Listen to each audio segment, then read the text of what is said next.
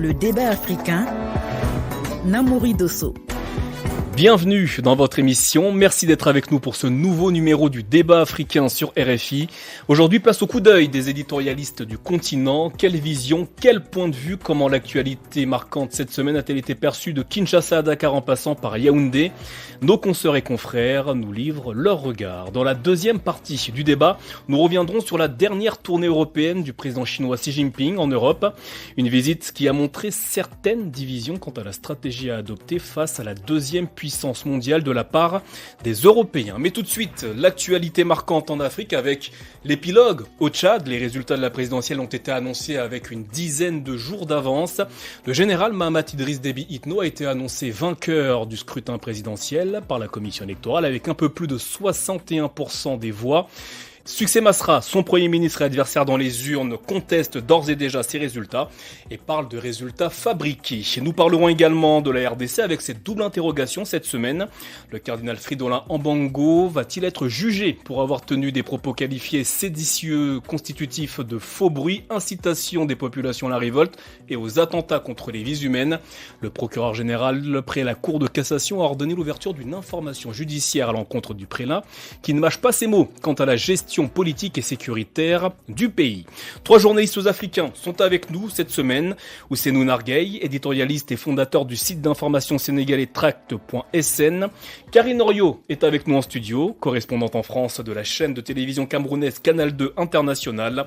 Enfin, Jean-Marie Kassamba, directeur général de Télé 50 et président de l'Union nationale de la presse du Congo-Kinshasa, est également avec nous. Bonjour à tous les trois et merci de participer à ce nouveau débat africain. Bonjour.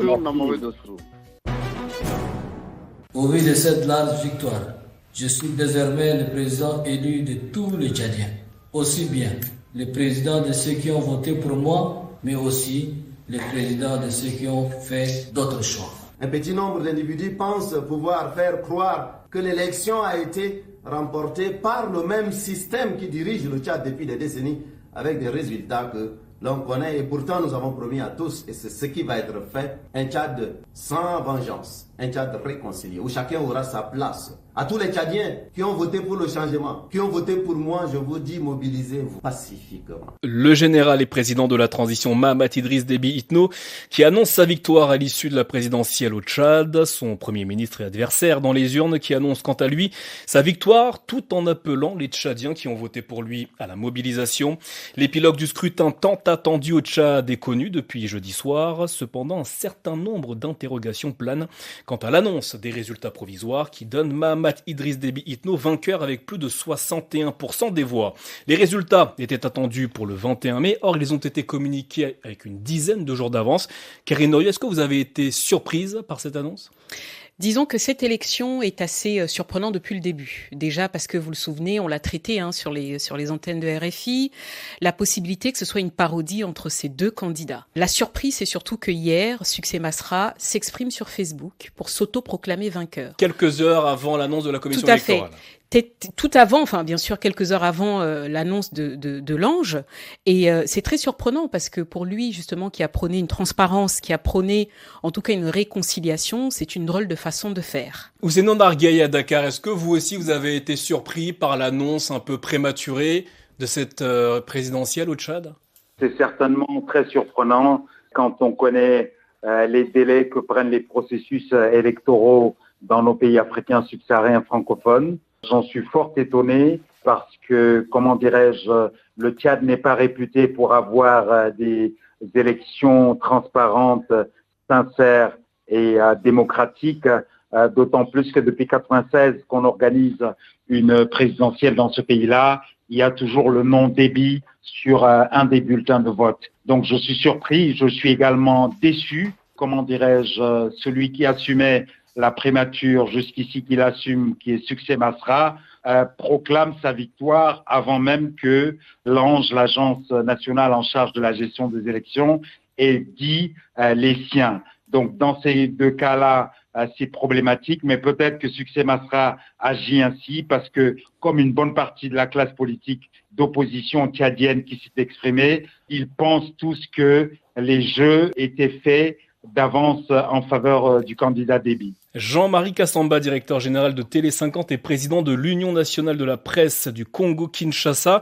Selon vous, est-ce que le pouvoir tchadien aurait tenté de prendre de vitesse son adversaire politique, notamment Succès Masra, avec l'annonce prématurée des résultats de la présidentielle ? Absolument, parce que, comme vous le savez, dans beaucoup de pays d'Afrique ces derniers temps, ceux qui organisent les élections les gagnent toujours. Enfin, les gagnent ou s'organisent pour les gagner. Dans les cas d'espèce, ça nous rappelle ce qui s'est passé un peu en RDC depuis 2006. Ça veut dire que lorsque vous avez en face de vous des concurrents qui risquent de vous perturber, vous prenez des dispositions pour que l'issue du scrutin soit favorable au pouvoir en place. On l'a connu en 2006, on l'a connu en 2011 et en 2019 d'ailleurs, même si en 2019, on connaît la spécialité, pour ne pas dire la spécificité congolaise. Mais les opposants, eux, ont toujours proclamé également qu'ils ont gagné. Rappelez-vous Jean-Pierre Bemba en 2006, Etienne Tshisekedi en 2011 et Martin Fayoulou en 2019. Donc, au Tchad, on ne pouvait pas s'attendre à autre chose que la victoire du fils de Idriss Déby. Parce qu'il s'est arrangé pour succéder à son père. Ensuite, il a organisé un dialogue et puis il s'est rapproché de l'opposition, pour ne pas dire à rapprocher l'opposition qui pouvait lui faire de l'ombre pour le scrutin régulier.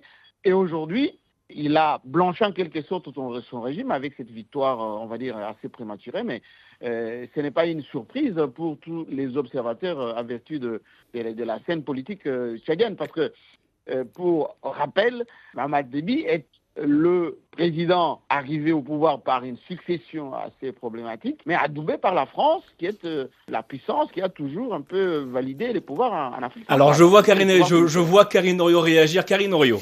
Oui, alors moi je voulais revenir en fait sur l'annonce surprenante effectivement de l'ange des résultats de cette élection présidentielle qui seront bien entendu confirmés par la Cour constitutionnelle. Il faut bien le rappeler. Ce qui est d'autant plus surprenant, je reviens sur la thèse de collusion justement entre les deux candidats, entre Succès et Mahamat Déby. Ce qui est d'autant plus étonnant, c'est on annonce 63%. Après, bien entendu, ce chiffre peut être revu à la baisse. 61,3%. Voilà, 61,3%. D'accord. On attend une confirmation de la Cour constitutionnelle. Mon précédent collaborateur a parlé tout à l'heure de les élections de 96 avec le père Déby, qui lui était parti sur un second tour, c'est-à-dire qu'il avait eu 43% au début. Et ensuite, il avait été confirmé au deuxième tour avec 76%.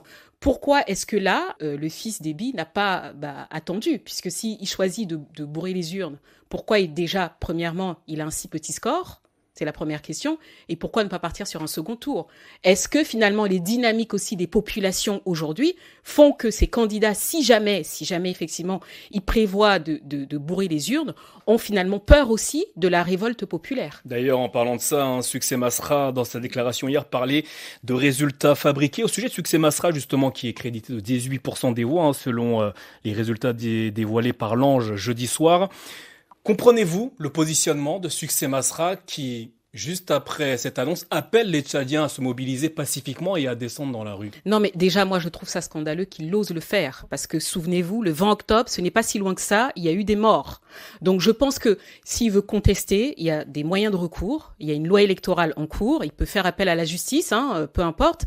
Mais je pense qu'appeler encore à une manifestation, bien que celle-ci soit pacifique, c'est une erreur de sa part. Ousseynou Nargueil à Dakar, est-ce que Succès Masra a encore la légitimité populaire pour appeler les Tchadiens à se mobiliser dans la rue ?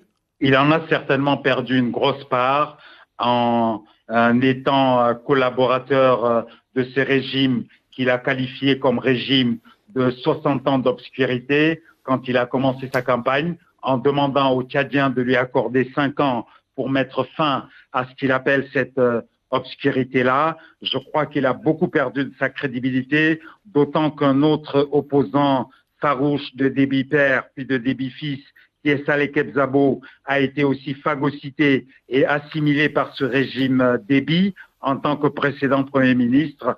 Je crois que Succès Masra, qui était sur une ligne de crête très offensive, accusant le régime d'être à l'origine des 300 morts, c'est le chiffre en tout cas que les ONG internationales et l'opposition tchadienne avancent, qui ont été victimes des événements du 20 octobre 2022. Une affaire qui n'a pas été solutionnée, c'est-à-dire que de mon point de vue, la classe politique tchadienne, opposition anciennement incarnée au premier chef par Succès Masra, et majorité se sont entendus sur le dos du peuple en faisant l'impasse, en passant à l'as le sort des familles des victimes et le devoir de rendre justice à ces centaines de victimes qui sont mortes. Donc je crois que Succès Masra joue la politique de la course au précipice en appelant les Tchadiens à manifester de manière pacifique, des manifestations qui ne seront certainement pas pacifiques et qui seront réprimées, hélas, dans le sang, si elles devaient avoir lieu. Après les différentes prises de parole des différents camps jeudi soir au Tchad, pensez-vous que la cohabitation entre Succès Masra d'un côté et Mahamat Idriss Déby de l'autre est encore possible? Je pense que ça va l'être parce que l'opposition tchadienne a été affaiblie, largement affaiblie d'ailleurs, parce qu'elle a collaboré déjà à la gouvernance depuis 3-4 ans maintenant, que ses fils Déby a compris que les opposants tchadiens, soit ils font la guerre, soit ils viennent en N'Djamena et ils collaborent au gouvernement. Et c'est ce qui a été le cas. Et donc, ça va être difficile pour M. Masra de devenir un peu le leader de l'opposition pour galvaniser les masses et cette fois-ci affronter un pouvoir issu des urnes, parce que la légitimité désormais de Mahamat Déby est issue des urnes, dont le peuple va dire « nous l'avons élu ». Si vous voulez accéder au pouvoir, attendez votre tour ou collaborez. Et donc, ça va être compliqué pour lui, d'autant plus que le numéro 3 sur la liste est parti présenter d'abord ses félicitations au président élu. Et cette fois-ci, la répression sera plus que légitime. Et au niveau international, on va dire que c'est un président légalement élu. Et donc, il faut que votre contestation soit légale et dans les textes constitutionnels. Et bien évidemment, on continuera de suivre cet épilogue de la présidentielle au Tchad sur Radio France Internationale. Le débat africain. L'organisation du processus électoral s'est transformée en un gigantesque désordre organisé. Au-delà des discours complètement inutiles, la réalité est que les autres continuent à avancer et à occuper l'Est de notre pays. C'est une évidence, pour la simple raison que le Congo n'a aucune force pour défendre l'intégrité de son pays. Un éléphant aux pieds d'argile. Malheureusement, depuis l'indépendance jusqu'aujourd'hui, on a l'impression que l'homme congolais, la personne humaine congolaise, n'a jamais été au cœur des préoccupations de nos dirigeants. Je dis toujours l'Église catholique et surtout le cardinal n'est pas neutre. Le cardinal Ambongo refuse d'être neutre face à la situation dans son pays, la République démocratique du Congo. L'archevêque de Kinshasa ne mâche pas ses mots lorsqu'il s'agit d'émettre des critiques sur la gestion politique et sécuritaire de son pays.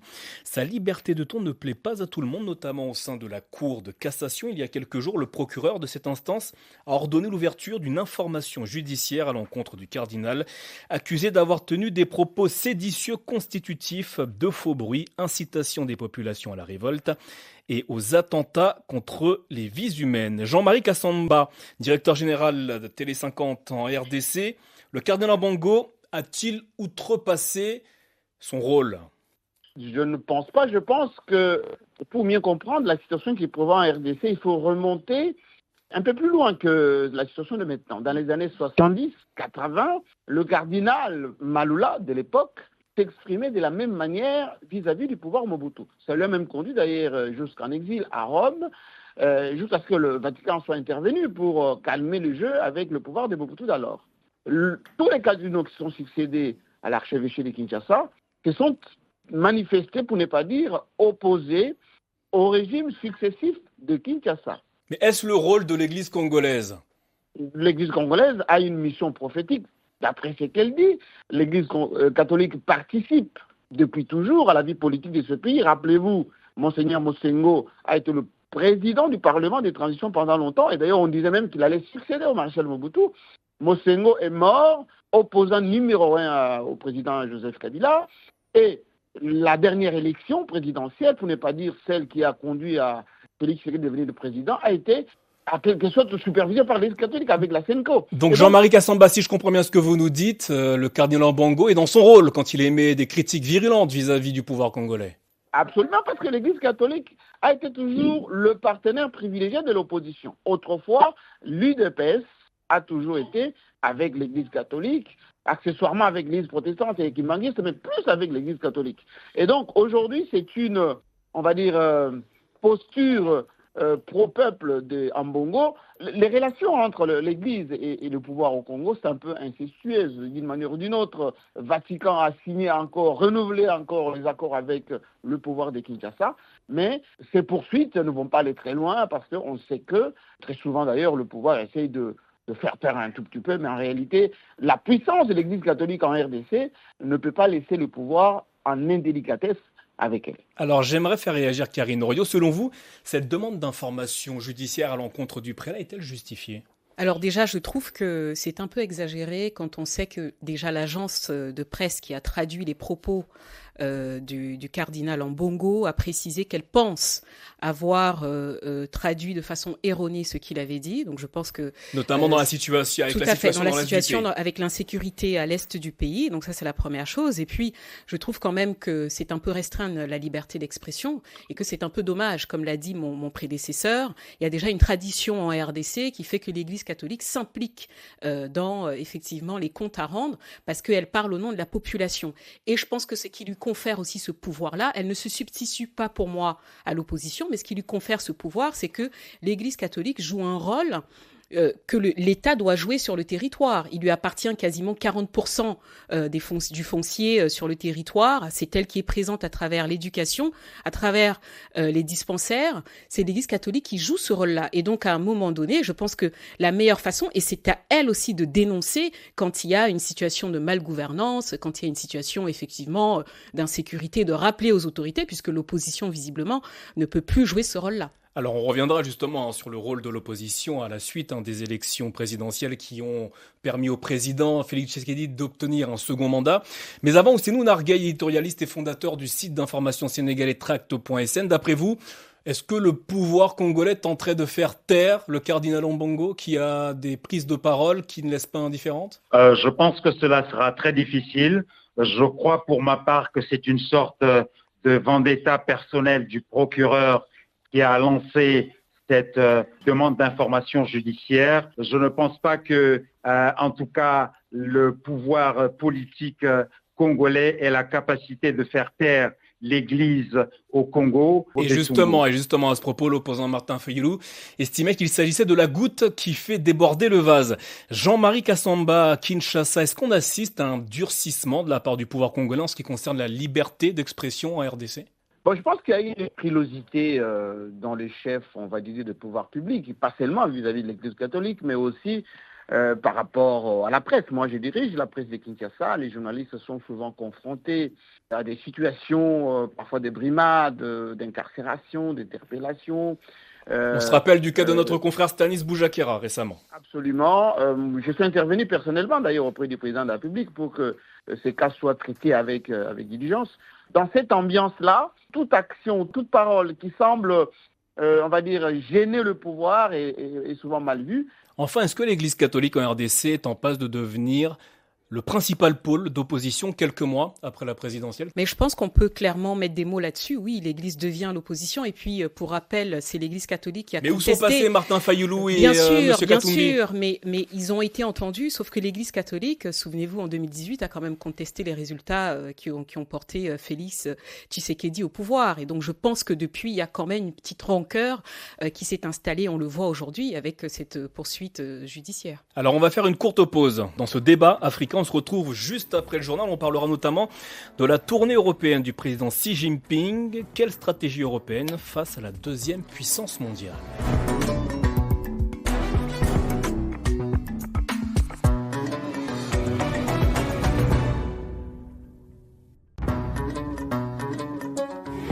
Le débat africain, Namouri Dosso. Bienvenue et merci si vous nous rejoignez dans la deuxième partie du débat africain sur RFI. Ce samedi, place au regard des éditorialistes africains. Ils nous donnent leur point de vue sur ce monde en perpétuel mouvement. 3 journalistes africains sont avec nous. Ousseynou Nargueil, éditorialiste et fondateur du site d'information sénégalais tract.sn. Avec nous en studio, Karine Oriot, correspondante en France de la chaîne de télévision camerounaise Canal 2 International.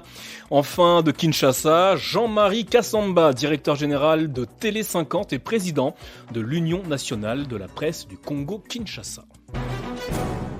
France, Serbie, Hongrie, le président chinois Xi Jinping effectuait une tournée européenne cette semaine. En France, le dirigeant chinois a été reçu par son homologue Emmanuel Macron. Les principaux sujets de discussion portaient sur les désaccords commerciaux et la guerre en Ukraine.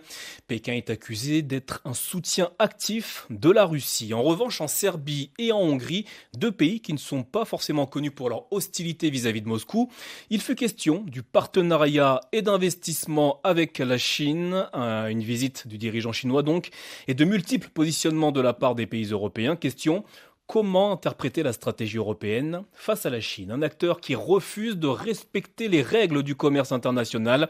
C'est ce que déclarait récemment Mario Draghi, l'ancien président de la Banque centrale européenne. Tout d'abord, Karine Oriot, comment avez-vous perçu cette visite du numéro 1 chinois sur le vieux continent? Alors, ce que je trouve intéressant, c'est que la France essaye de se replacer sur le jeu diplomatique en essayant effectivement de discuter, parce que, vous l'avez rappelé, à l'agenda de ce rendez-vous, il est question des accords commerciaux. C'est qualifié de crise, mais la guerre en Ukraine, et de voir comment est-ce que la Chine peut, d'une manière ou d'une autre, ne pas, en tout cas, continuer de vendre des machines qui permettent de fabriquer des armes auprès de la Russie, et quand on voit aussi le rapprochement entre la Russie et la Chine, ce qui n'arrange clairement personne. Sur la forme, on l'a bien vu, quand le président Macron avait été reçu par Vladimir Poutine, il y avait une grande table qui les séparait, et quand c'était le président chinois, c'était complètement une toute petite table, on aurait dit une table de chevet. Donc tout ça pour dire que effectivement il y a une alliance au fur et à mesure qui s'est installée entre la Chine et la Russie. Cependant, là où la Chine est très intelligente, et c'est ce qui nous tue un peu nous en Europe, c'est qu'il y a une vraie division entre la France, l'Allemagne, les Pays-Bas et puis tous les autres pays. L'Allemagne, elle, n'est pas tout à fait d'accord pour effectivement, en tout cas, durcir le ton avec la Chine, parce qu'elle a besoin, en tout cas, de vendre et d'acheter des automobiles. Ce qui est le cas aussi des Pays-Bas, où ils ont toute la marchandise de Chine qui est envoyée. Donc, on est tous les 3, on a à peu près 400 milliards de déficit.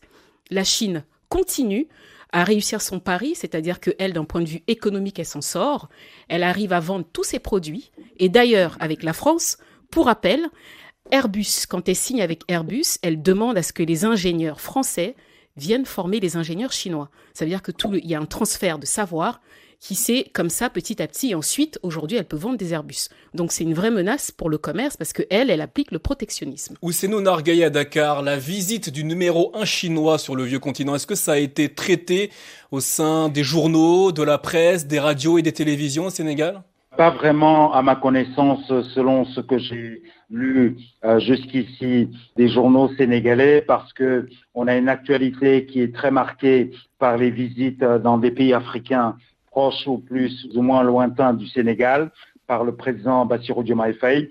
Donc ça n'a pas vraiment été à l'ordre du jour, mais en revanche, dans les groupes WhatsApp de journalistes dont je fais partie, j'ai vu vraiment des discussions assez échevelées sur la question. Il semblerait que Xi Jinping tente de faire oublier les tensions commerciales et géopolitiques et montrer que la Chine est encore un allié fiable vis-à-vis de l'Europe. Jean-Marie Kassamba, selon vous, le positionnement de Pékin vis-à-vis des pays européens peut-il être sincère? Moi, je pense que le leadership chinois s'affirme. La Chine est une première puissance désormais. En matière de développement, la Chine est le premier partenaire de la République démocratique du Congo et même, je dirais, de l'Afrique. Chez nous, ici, le secteur minier est contrôlé à 70% par la Chine. Les mines congolaises sont aujourd'hui en majorité détenues par les Chinois. Vous allez dans beaucoup de pays d'Afrique aujourd'hui, les premiers fournisseurs sont les Chinois. L'Europe aussi passe par là. Regardez le balai en Chine de toutes les grandes puissances. Macron y était, les Allemands y étaient, les Américains y vont, ne veulent pas beaucoup heurter la sensibilité chinoise. Aujourd'hui, la Chine, d'une manière subtile, fait comprendre que le BRICS est en train de dominer le monde. Alors, Karine Oriot voulait réagir à vos propos, Jean-Marie Kassamba. Moi, je veux juste souligner une information qui est quand même importante. Le plus grand marché pour la Chine aujourd'hui, ce n'est pas l'Afrique, c'est l'Europe. Ça, il faut bien le savoir. Oui, absolument. Oui, la Chine vend ses produits en Europe, mais en termes d'investissement, la Chine aux États-Unis est un partenaire incontournable. Alors, Jean-Marie Kassamba, vous venez bien de décrire notamment la position de la Chine en Europe. Est-ce pour autant que les pays européens doivent considérer le géant asiatique comme un allié fiable? C'était ça ma question au tout début. L'Europe n'a plus le choix de coopérer avec la Chine parce que sans la Chine, c'est effectivement le sous-développement qui va s'installer assez progressivement en Europe. Alors l'Union européenne cherche à réduire sa dépendance économique à l'égard de la Chine, c'est ce que vous disiez tout à l'heure, Karine Oriot, mais en a-t-elle les moyens ? Non, je ne pense pas qu'elle ait les moyens. Et puis, vous avez entendu comme moi qu'ils ont essayé de lancer une enquête effectivement sur les sociétés chinoises et les subventions, notamment aux voitures électriques, parce que il est question. Et puis on a vu la campagne même sur les panneaux photovoltaïques. Tout à fait. Mais il y a 10 ans sur les panneaux photovoltaïques, il était question effectivement de mettre en place des enquêtes. Finalement, ça n'a pas été fait. Donc, je pense que c'est un jeu entre commerçants. Là, la Chine s'impose, se frotte les mains parce qu'il y a une division entre les différents pays européens. Et que la France, effectivement, est envahie. On consomme quasiment que des biens de consommation qui viennent de Chine. Les applications sont chinoises. Et d'ailleurs, les États-Unis, puisqu'il est question aussi d'une bataille entre la Chine et les États-Unis, d'ailleurs, les États-Unis sont en train de voir dans quelle mesure ils vont interdire l'application TikTok que nous consommons tous en Europe et en Afrique aussi, parce que c'est une fabrication d'abord chinoise et qu'ils mettent en place une politique aux États-Unis pour que les actions soient détenues par un Américain. Tout ça pour dire que, parce que derrière... les données ne soient pas collectées par la Chine. À Dakar, Ousseynou Nargueil. Oui, je disais, ils interdisent les États-Unis l'application TikTok, surtout pour que les données personnelles des citoyens des États-Unis comme d'ailleurs ne soient pas collectées indûment par les services de renseignement. Oui, mais au-delà de ce fait, est-ce que c'est pas justement une mesure américaine pour montrer qu'elle prend des mesures vis-à-vis du géant chinois qui, comme je le disais en introduction, ne respecte pas tout le temps les règles du commerce international, selon Mario Draghi, l'ancien patron de la BCE. La Chine ne respecte certainement pas ce qui constitue l'avantage comparatif de l'Europe, c'est-à-dire les brevets, les labels, la propriété intellectuelle en un seul mot. Mais ce qui est sûr, c'est que la Chine est aujourd'hui l'usine du monde entier et il fabrique pour toutes les gammes de produits, aussi bien très bas de gamme que très VIP. Donc de ce point de vue-là, le marché occidental, européen et américain continuera d'avoir besoin de la Chine. Ce que je pense surtout, c'est que quand on compare le marché africain et le marché occidental pour la Chine, il faut savoir que la Chine a surtout besoin de l'Afrique pour les matières premières auxquelles elle a accès en Afrique et qui ne sont pas disponibles en Occident, et également dans le futur pour les terres arables. Donc la coopération avec l'Afrique est différente et je crois que en faisant une tournée en Europe, en privilégiant à part la France, la Serbie et la Hongrie, la Chine a voulu montrer qu'elle restait un grand du monde et qu'elle n'allait pas se laisser dicter des moyens de fonctionner et d'opérer sur la scène mondiale par l'Europe. Revenons-en justement à la situation européenne vis-à-vis de la Chine. Karine, est-ce que le vieux continent peut adopter une autonomie stratégique vis-à-vis du géant chinois dans un contexte de rivalité sino-américaine, vous l'avez rappelé tout à l'heure? Je pense que c'est très compliqué parce qu'on le voit, les Européens, en tout cas la France, parlent notamment de respect des droits humains, ce qui n'est pas du tout entendu audible auprès des Chinois et que par ailleurs, ils se présentent comme étant le premier pays commerçant. Ils sont là pour faire du commerce au détriment de tout, des droits humains, du respect des droits humains, et que pour eux, en plus dans la société chinoise, ils refusent le fait que les traditions occidentales s'imposent dans le pays. Donc je pense que c'est important aujourd'hui de voir que le président a été reçu en France, il a bien apprécié, il est allé dans les Pyrénées où le président Macron, est-ce que vous pensez que ça servira à quelque chose, ça servira à changer la position de la Chine sur le commerce, sur la scène internationale? Je pense que là, il est question d'un bras de fer économique et que tant qu'on ne met pas en place toutes les stratégies telles que les dialogues, les visites, etc., ça peut toujours aider. D'autant que, vous le savez comme moi, Vladimir Poutine sera reçu en Chine le mois prochain. Dans les prochains jours. L'Union européenne donc tente de trouver sa voie dans le contexte de rivalité croissante entre la Chine et les États-Unis. Jean-Marie Kassamba à Kinshasa, selon vous, est-ce que l'Europe peut-elle couper les ponts avec le géant asiatique afin d'obtenir son autonomie stratégique? Impossible. Impossible parce que le premier marché de l'Europe, c'est le pays asiatique, c'est la Chine, c'est l'Inde, c'est le Brésil. L'Afrique aujourd'hui ne sert pas vraiment à cette Europe d'absorber ces productions. Et en plus, les fonds souverains, c'est que les gens ont tendance souvent à oublier.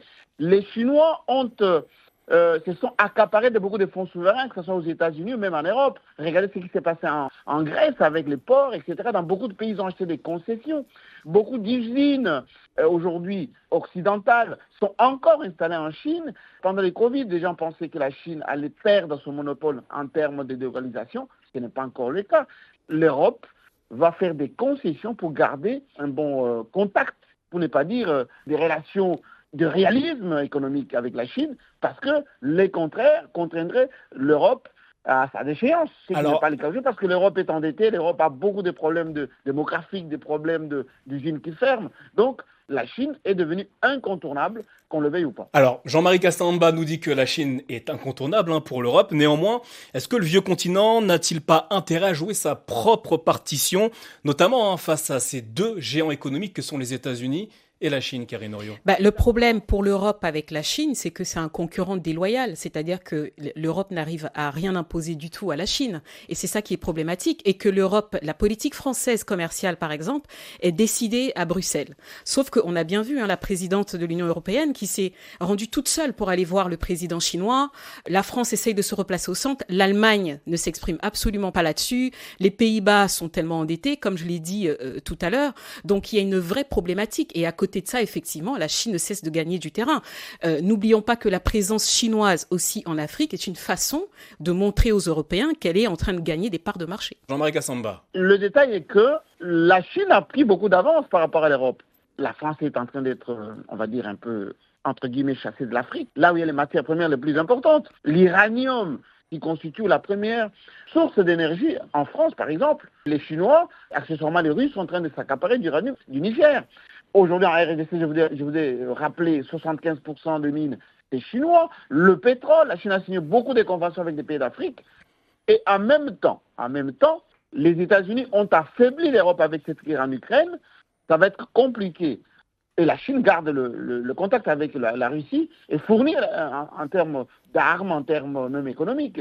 La Russie qui aujourd'hui devient encore une autre grande puissance, ça va être difficile pour l'Europe de se sortir de cela. Ousseynou Nargué à Dakar. Je ne pense pas que la France et peu ou prou les autres multinationales occidentales quittent l'Afrique à cause de la Chine. Je crois surtout que, effectivement, comme le dit Madame Oriot, la Chine joue de manière déloyale sur le plan économique et que les exigences en termes de compliance, de conformité auxquelles sont soumises les multinationales françaises et plus largement occidentales, les Chinois ne les respectent pas. L'autre chose que je veux dire à propos de l'Occident, c'est que la France, comme d'autres pays, doivent jouer comme variable d'ajustement soit sur la main-d'œuvre non légale issue de l'immigration clandestine, soit exporter ses emplois vers la Chine. Elle devra faire un choix. Et de ce choix-là dépendra son avenir. Alors nous verrons quel choix fera la France ou l'Europe vis-à-vis du géant chinois.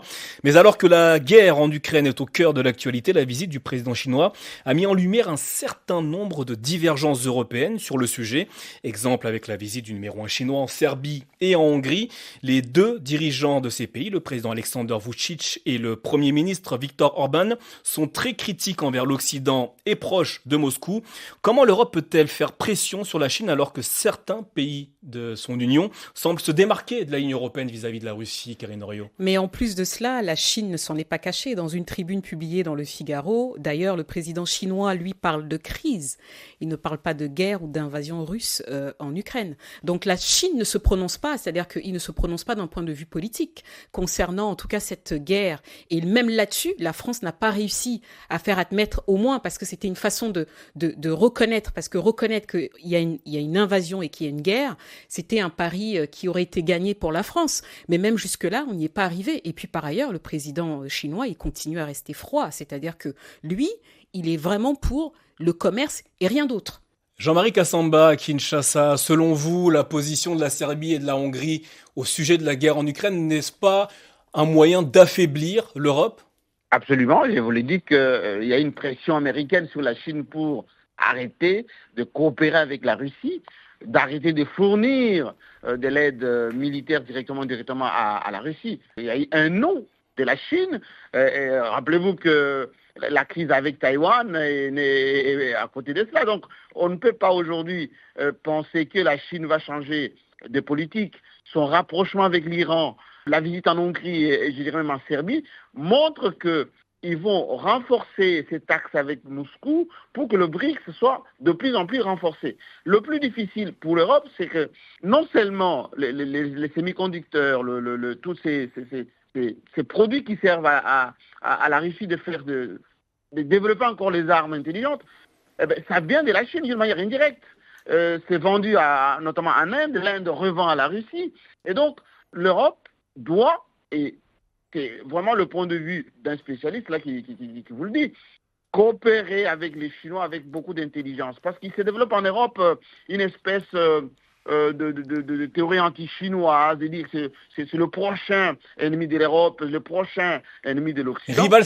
Rival systémique, disent certains dirigeants européens. Oui, alors c'est une mauvaise approche. Non, mais ça Karine Oriot. Non, si vous vous souvenez, ça c'était il y a 20 ans. Il y a 20 ans, il y a eu un vrai bashing contre la Chine. À l'époque, quand on parlait de délocaliser, etc. Et d'ailleurs, on disait qu'ils vont nous voler tous nos emplois et tout notre savoir-faire. C'était il y a quelques années. Je pense qu'aujourd'hui, on n'en est plus là et que concrètement, on a bien vu qu'avec ce déficit de 400 milliards, il y a un vrai problème et que tout ce qu'on consomme vient de Chine. Donc, à quel moment on parle de protectionnisme? C'est la vraie question. Ousseynou Nargueil à Dakar, avec la position de la Serbie et de la Hongrie vis-à-vis de la Chine, mais également de ce qui se passe en Ukraine avec l'invasion russe décrétée par Vladimir Poutine. Peut-on considérer la Serbie et la Hongrie comme des chevaux de Troie pour la Chine en Europe? Oui, je le pense absolument. Je pense que la Serbie et surtout la Hongrie jouent contre son camp depuis très longtemps. Quand vous dites qu'ils jouent contre son camp, c'est-à-dire qu'ils jouent contre l'Europe? Non, c'est-à-dire qu'ils jouent contre la dynamique communautaire de l'Union européenne, qui ne peut exister justement que si les 27 pays, sinon 26 qu'ils sont, font l'impasse d'une partie de leur souveraineté, aussi bien politique qu'économique, pour la reverser dans le panier commun de l'Union européenne et de Bruxelles pour pouvoir faire face aussi bien à la Chine, à la Russie et aux États-Unis, qui sont de grands ensembles aussi bien économiquement que démographiquement. L'Europe ne pourra pas exister face à la Chine si elle ne peut pas faire front commun. Et c'est ce front commun-là que la Serbie, comme la Hongrie, viennent de remettre en cause pour des raisons strictement nationalistes et souverainistes qui, je pense, ne devraient plus être à l'ordre du jour en Europe, plus de je ne sais pas combien de décennies après que cette Union européenne ait été mise en place, avec une monnaie commune, avec une défense pour le moins à peu près commune, des stratégies communes d'accès au marché du monde. Donc, effectivement, je pense, comme je le dis, que ces pays de l'Est, plus généralement, et plus particulièrement la Serbie et la Hongrie, jouent contre leur camp qui est l'Union européenne et sont des chevaux de Troie de la Chine. Un dernier mot avec Karine Oriot. Oui, juste une dernière chose, avec les élections européennes qui approchent, on a aussi eu beaucoup de scandales d'élus, de parlementaires européens qui ont été en tout cas soudoyés par des lobbyistes chinois. Donc ce qui met aussi, si vous voulez, qui remet la question effectivement de la collaboration avec la Chine, qui est encore une fois un concurrent très déloyal. Et c'est avec les mots et le point de vue de notre consoeur camerounaise que nous allons clore ce débat africain. Merci infiniment à tous les trois d'y avoir participé, d'avoir apporté vos regards et vos analyses sur l'actualité de la semaine dans le monde. Merci également à l'équipe du débat africain, Delphine Michaud à la coordination et Tagimfa Traoré à la réalisation. De Dakar à Kinshasa en passant par Pretoria et Alger, merci de votre fidélité. Rendez-vous la semaine prochaine pour de nouveaux points de vue africains sur les temps forts dans un monde en perpétuel mouvement.